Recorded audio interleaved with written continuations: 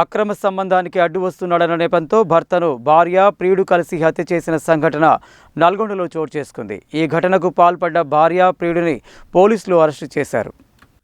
Nalgonda police కార్యాలయంలో ఏర్పాటు చేసిన మీడియా సమావేశంలో నల్గొండ డీఎస్పీ శివరాంరెడ్డి అరెస్టు వివరాలను తెలిపారు.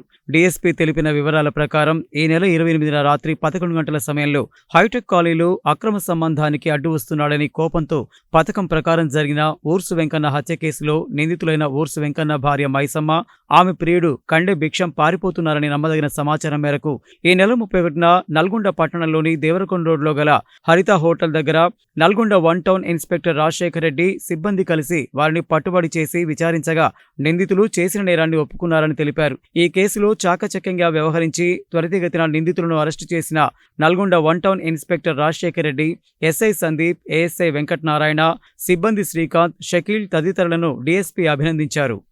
తలకు వెనక భాగంలో గాయం ఉంది. ఆ గాయంతో చూస్తే వాళ్ళకు అనుమానం వచ్చింది. అనుమానం వచ్చి ఫిర్యాదు చేయడం జరిగింది. ఏదో జరిగి ఉంటుందనే అనుమానంతో ఆ ఫిర్యాదు మేరకు కేసు నమోదు చేశాడు 1 టౌన్ సిఐ రాజశేఖర్ రెడ్డి.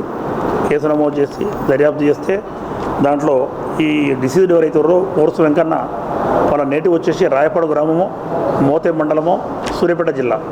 గత 4 సంవత్సరాల క్రితము బ్రతుకుదేరు గురించి ఇక్కడ వచ్చేసి ముషంపల్లి రోడ్లో హైటెక్ కాలనీలో గుడిసె వేసుకొని ఉంటారు. వాళ్ళు గుడిసె వేసుకొని కూలి పనులు చేసుకొని ఉంటారు. ఈ క్రమంలో ఇతను అడ్డ మీదకి వెళ్ళి పనులు చేసే క్రమంలో ఏటు కండె భిక్షం, ఇతనిది వచ్చేసి వెలుగుపల్లి, మన నల్గొండ మండలము. ఇతను పనికని తీసుకొని వెళ్తాడు. ఇతనికి పరిచయం ఏర్పడుతుంది. ఈ పరిచయంలో భాగంగా ఇద్దరు కలిసి మందు తాగడము, ఇతను ఏటు కండె భిక్షం వాళ్ళ ఇంటికి పోవడము, డిసీజుడు ఊర్సు వెంకన్న వాళ్ళ ఇంటికి పోవడము స్నేహంగా మారింది. ఒక్కొక్కప్పుడు అతని ఈ స్నేహంలో భాగంగా ఇతను లేనప్పుడు కూడా ఎవరైతే డిసీజుడు ఊర్సు వెంకన్న ఇంటికాడ లేనప్పుడు ఇతను కూడా వాళ్ళ ఇంటికి వెళ్ళడము, వాళ్ళ భార్యతోని ఎవరైతే ఉన్నారో ఊర్సు మైసమ్మను తోని చనువుగా సాన్నిధ్యం ఏర్పడుతుంది. ఆ సాన్నిధ్యం ఏర్పడి వాళ్ళ ఇద్దరి మధ్యలో ఇల్లిసిట్ రిలేషన్ ఏర్పడుతుంది. ఆ రిలేషను ఆ నోట ఈ నోట ఇతనికి డిసీజుడు వెంకన్నకు తెలుస్తుంది. తెలిసిన తర్వాత అతని అనుమానము నిజమే అని చెప్పేసి చుట్టుపక్కల వాళ్ళ ఇంటికి వచ్చి పోయినప్పుడు చూడడము చెప్పడం జరుగుతుంది. ఆ దృష్టిలో పెట్టుకొని వారిద్దరూ ఎవరైతే ఉన్నారో అతని డిసీజుడు భార్య మైసమ్మ, ఆమె ప్రియుడు భిక్షం ఇద్దరు కలిసి నన్ను అతను అవన్నీ తిట్టడము, కొద్దిగా నువ్వు ఎందుకు మాట్లాడుతున్నావు అతనితో చెప్పడం జరుగుతుంది. కొద్దిగా అంటున్న క్రమంలో నన్ను అనుమానిస్తుండు, ఏదైనా ఒకటి చేయాలని చెప్తే చేద్దాంలే అని చెప్పేసి ఇతను భరోసా ఇస్తాడు. ఏటు చేసే నేను ఉంటే నేను చూసుకుంటున్నాడు.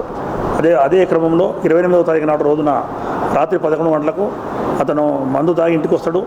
వచ్చిన తర్వాత ఇతను గొడవ పెట్టుకొని మళ్ళీ మందు గురించి అని బయటికి పోతాడు.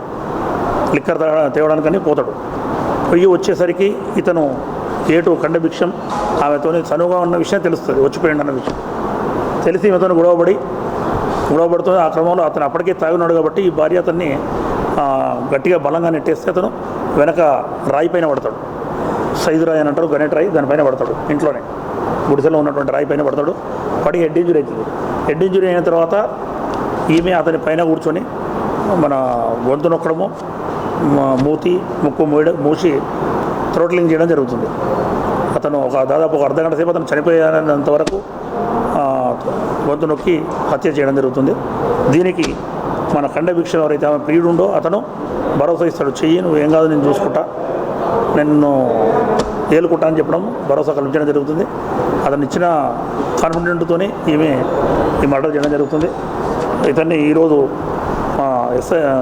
ఎస్ఐ శంకర్ అండ్ సిఐ గారు ఈరోజు ఉదయం 11 గంటల ప్రాంతంలో దేవరకొండ రోడ్లో హరిత హోటల్ దగ్గర వీళ్ళిద్దరూ ఉన్నారన్న సమాచారం మేరకు ఇద్దరిని పట్టుబడి చేసి అరెస్ట్ చేసి కోర్టు పంపడం జరుగుతుంది.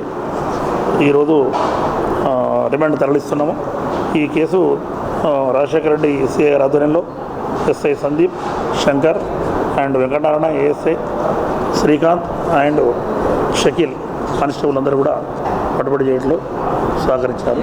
వీళ్ళందరినీ కూడా అభినందిస్తున్నాం.